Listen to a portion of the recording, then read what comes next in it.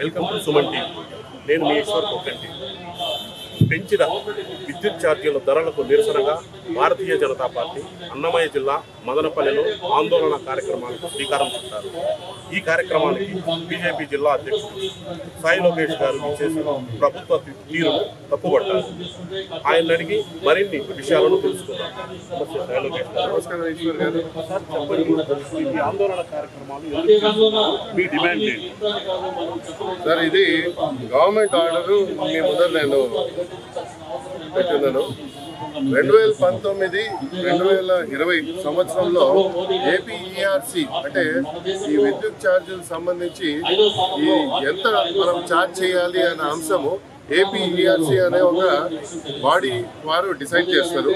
వారు 19 సంవత్సరంలో ఈ ప్రభుత్వం అధికారంలో వచ్చినప్పుడు చిన్న స్థాయిలో ఈ డొమెస్టిక్ యూజర్స్ ఎవరైతే ఉన్నారో అంటే పేరామిడికి లాంటి వాళ్ళు 200 యూనిట్ లోబడి వాళ్ళు ఏదైతే ఉన్నారో వారికి ఒక్కొక్క యూనిట్ కి 0 to 50 యూనిట్స్ ₹45 వారు పర్ యూనిట్ ఛార్జ్ చేయడం జరిగింది. అదే 2023 సంవత్సరంలో ఆ ఏపీఈఆర్సీ వారు ఆర్డర్స్ మీరు చూస్తే ఆ 50 యూనిట్లు టైర్ ని 30 యూనిట్ కి కుదించుకున్నారు. అంటే 0 to 30 యూనిట్స్ వరకు అప్పుడు ₹45 ఉంటే ఈరోజు ₹4.60 చేశారు. అంటే దాదాపు 200% పెంచినారు. అది ఎవరికి? ఎవరైనా ఆదాయం ఉన్నవాడికి, డబ్బులు ఉన్నవాడికి, వ్యాపారం ఉన్నవాడికి, పెద్ద ఉద్యోగం ఉన్నవాడికి మనం అనుకోవచ్చు పెరిగిన విద్యుత్ ధర ఏదైతే ఉన్నదో మనం వాడు కట్టుకోగలడని. ఏమీ కట్టుకున్న నిరుపేదడు ఎవడైతే ఉన్నాడో ఇంట్లో ఒక చిన్న బల్బు పెట్టుకొని అతను ఒక జీవితం గడిచే వాడికి 30 యూనిట్ లోబడి ఉన్న వాళ్ళకి దాదాపు 200% పెంచడం అంటే ఇది సమంజసమా అని మేము ప్రశ్నిస్తున్నాం. మరీ ముఖ్యంగా ఇది ఒకంత అయితే ఈ విద్యుత్ ఛార్జీలు ఏదైతే ఉన్నదో మా గౌరవ ఫైనాన్స్ మినిస్టర్ గారు ఇటీవలే నిర్మలా సీతారామన్ గారు వారు ఒక అంశం ఆమె ప్రస్తావించడం జరిగింది. కేంద్ర ప్రభుత్వం ఈ రాష్ట్ర ప్రభుత్వానికి సెంట్రల్ ఏదైతే విద్యుత్ సంస్థలు ఏవైతే ఉన్నాయో వాటి ద్వారా కూడా విద్యుత్ సరఫరా చేయండి మన రాష్ట్రానికి అందించడం జరుగుతుంది.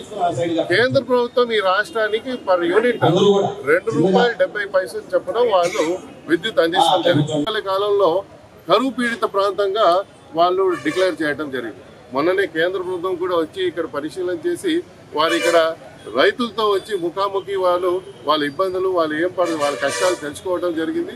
మరి అటువంటి రైతులు కూడా అయ్యా మేము విత్తనాలు నాటుకున్నాం, వర్షాలు లేవు, ఆ వర్షాలు లేక సకాలంగా ఆ విత్తనాలు ఎండిపోతున్నాయి, మేము పెట్టిన పెట్టుబడి అవన్నీ కూడా మేము నష్టపోయినాం, మమ్మల్ని ఏదో విధంగా ఆదుకోండి అని అంటున్నారు. కానీ ప్రభుత్వం మాత్రం వాళ్ళు ఇచ్చిన డిమాండ్ ఏంది? 9 గంటలు నిరంతర పగటిపూట మీరు కరెంట్ ఇవ్వండి అని వాళ్ళు ఇచ్చిన డిమాండ్ రైతులు. ఆ 9 గంటలు కరెంటు అన్నది గతంలో ఉండే ఆల్రెడీ ఇస్తుండే. దాన్ని ప్రభుత్వం ఏం చేసినారు? రైతులకి 9 గంటలు పగటిపూట కరెంట్ ఇవ్వకుండా 4 గంటలు తెల్లారి పూట, రాత్రి ఎప్పుడో మబ్బులో 5 గంటలు ఆ చీకట్లో వాళ్ళు వెళ్ళాలి. దానిలో తేళ్ళు ఉంటాయి, పాములు ఉంటాయి, ఏముంటాయి, నానా రకాల ఇబ్బందులు ఉంటాయి. కొంతమంది కూలీలు తెచ్చుకుంటారు నీళ్ళు కట్టేదానికి. వాడు తెల్లారి పూట ఒక కూలీ ఇవ్వాలి, రాత్రి పూట మరో ఒక కూలీ ఇవ్వాలి. అదే పనికి 2 కూలీలు పడుతున్నారు.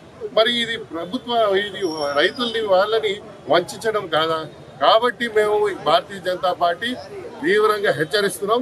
ప్రభుత్వం వెంటనే దిగి వచ్చి రైతులకి న్యాయం చేస్తూ 9 గంటల నిరంతర సరఫరా ఏదైతే ఉన్నదో విద్యుత్ సరఫరా పగటిపూట ఇవ్వకుంటే పెరిగిన విద్యుత్ ఛార్జీలు ఎవరైతే ఉన్నారో ముఖ్యంగా పేద మధ్యతరగతి వర్గానికి చెందిన వాళ్ళకి మీరు తగ్గించబోతే రానున్న రోజులు మేము మరింత ఉద్రిక్త చేసి మేము ఈ ప్రభుత్వాన్ని నిలదీస్తామనేసి ఈ సందర్భంలో తెలియజేస్తాం.